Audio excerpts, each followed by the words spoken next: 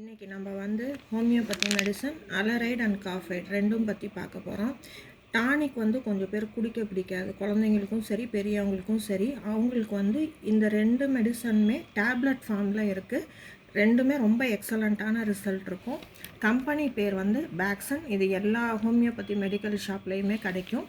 இது எதுக்கு யூஸ் பண்ணலான்னு கீழேயே இண்டிகேஷன் இருக்கும்.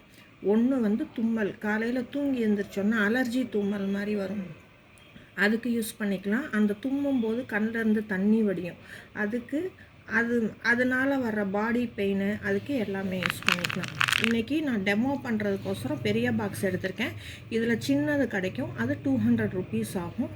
இதுக்கு வந்து 5 இயர்ஸ் எக்ஸ்பைரி டேட் இருக்குது. பெரிய பாட்டிலுக்கு வந்து 460 ருபீஸு. இப்போ காலேஜ் கோயிங் ஸ்டூடெண்ட்ஸ்க்கு வந்து நம்ம வாங்கி கொடுத்துட்டோம், அவங்களுக்கு ரொம்ப தும்மலோ இருமலோ வந்துச்சுன்னா இது அவங்க கையில் வச்சுருந்தாங்கன்னா அப்போதைக்கு நம்ம யூஸ் பண்ணிக்கலாம். அப்புறம் இதில் சரியாகலைன்னா மட்டும் நம்ம டாக்டர்கிட்ட போய் பார்த்துக்கலாம். இதோட காம்போசிஷன் பார்த்திங்கன்னா எல்லாம் ரொம்ப கம்மி பவரில் ட்ரைச்சுரேஷனில் தான் கொடுத்துருக்காங்க. அதாவது 3x ட்ரைச்சுரேஷனில் அதை ஃபெரம் பாஸு, நாட்ரம் யூர்ன் அந்த மாதிரி கொஞ்சம் ஹோமியோபதி மெடிசன்ஸில் கொடுத்துருக்காங்க. இதை நம்ம ஓப்பன் பண்ணி பார்த்தோம் அப்படின்னா இதுக்குள்ளேயும் அலுமினியம் ஃபாயில் இருக்கும், உள்ளே வந்து சிலிக்கான் பவுச் இருக்கும். சிலிக்கான் பவுச் வந்து ஆஸ் யூஷுவல் டிஸ்போஸ் பண்ண வேணாம். இப்போ நம்மளுக்கு திடீர்னு சளி பிடிக்குது அப்படின்னா இந்த மாதிரி ஒரு டேப்லெட் வந்து காலையில், மத்தியானம், நைட்டு 3 வேளை வாயில் போட்டு சப்பி சாப்பிட்ணும். பிஃபோர் ஃபுட் ஆஃப்டர் ஃபுட்டெல்லாம் கணக்கு கிடையாது, எப்போ வேணாலும் எடுத்துக்கலாம்.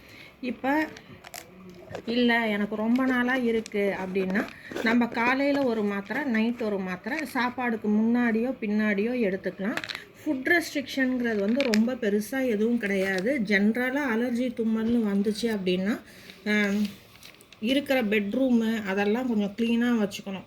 அட்லீஸ்ட் ஒரு 15 டேஸ் ஒன்ஸ். அது பெட் ஸ்ப்ரெட்டு மெயினாக ஃபேனுக்கு அடியில் படுக்கக்கூடாது. ஃபேனுக்கு அடியில் படுத்தாங்க அந்த காலையில் தூங்கி எழுந்திரிச்சோன்னா தும்மல் வரும். அதனால் ஃபேனுக்கு அடியில் முடிஞ்ச அளவு படுக்காமல் பார்த்துக்கோங்க.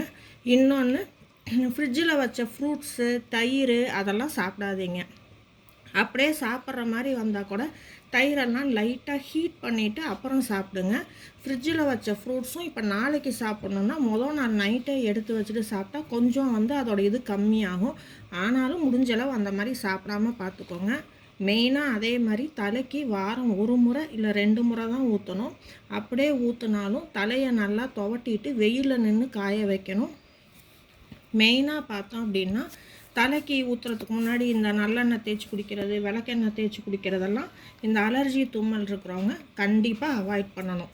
அதே இல்லாமல் ஷியக்காவோ அரப்போ போட்டு குளிக்கக்கூடாது. ஏன்னா ஷியக்காவும் அரப்பு ரெண்டும் போட்டு குளித்தாலும் நம்மளுக்கு அந்த டஸ்ட்டு பட்டுச்சுன்னா அந்த அலர்ஜி தும்மல் ஸ்டார்ட் ஆயிரும். இது ஃபாலோ பண்ணாலே ஒரு 25% வந்து நம்ம கம்மி பண்ணிக்கலாம். இன்னொன்று மெயினாக ப்ரீத்திங் எக்ஸசைஸ் செய்யணும்.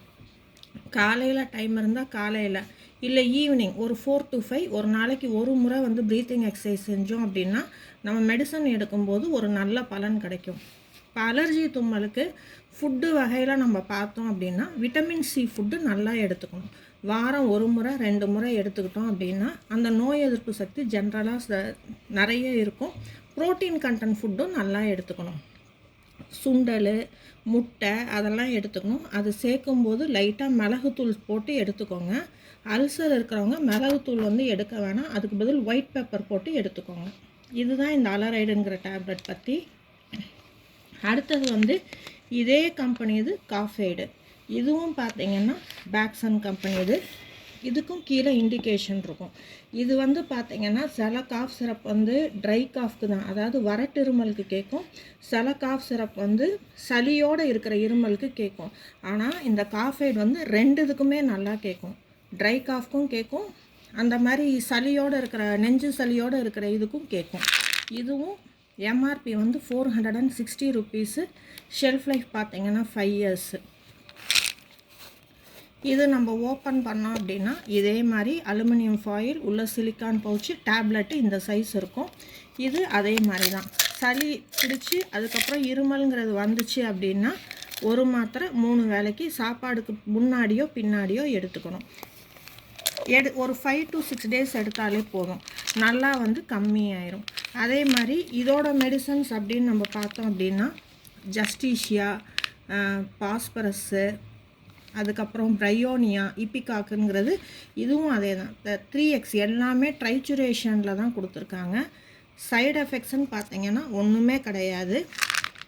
இப்போ நம்மளுக்கு சளி பிடிச்சி இருமல் வந்து நம்ம மெடிசன் ஸ்டார்ட் பண்ணிட்டோம் அப்படின்னா அட்லீஸ்ட் ஒரு நாளைக்கு ஒரு வேளை ஹாட் வாட்டரில் ஒரு பிஞ்சு கல் உப்பு போட்டு கார்கிள் பண்ணிக்கோங்க. காலையிலையோ ஈவினிங்கோ பாலில் வந்து மஞ்சத்தூள் மிளகுத்தூள் போட்டு குடிங்க. பண்ணோம் அப்படின்னா அந்த காஃப் படிப்படியாக வந்து நல்லா கம்மியாயிரும். இது ரெண்டுமே பார்த்தோன்னா நம்ம ட்ராவல் பண்ணும்போதும் எடுத்துக்கலாம். அதே மாதிரி காலேஜோ ஸ்கூல் கோயிங் ஸ்டூடெண்ட்ஸோ ஹாஸ்டலில் தங்கி படுக்கிறவங்களுக்கு நம்ம வாங்கி கொடுத்துட்டோம் அப்படின்னா எமர்ஜென்சிக்கு இது நம்ம கையில் வச்சுருந்தோம் அப்படின்னா அப்போதைக்கு எடுத்துக்கலாம். அதில் சரியாகலைன்னா அப்புறம் நம்ம டாக்டரை போய் கேட்டுக்கலாம். தேங்க்யூ ஃபார் வாட்சிங் திஸ் வீடியோ.